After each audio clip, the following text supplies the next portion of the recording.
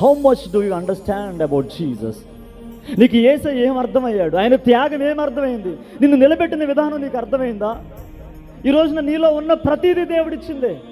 ఒకప్పుడు నువ్వేంటి, నీ బ్యాక్గ్రౌండ్ ఏంటి, నీ పరిస్థితి ఏంటి, నువ్వు ఎక్కడ తిరిగావు ఒకప్పుడు, నువ్వేం చేసావు ఒకప్పుడు, ఈరోజు నీకంటూ ఒక దైవికమైన గుర్తింపు వచ్చిందంటే it's not about your talent, it's not about your wisdom, it's not about anything, it's all about Jesus. నువ్వు ఇవాళ ఆయన సన్నిధిలో కూర్చున్నావంటే ఆయన వల్లే.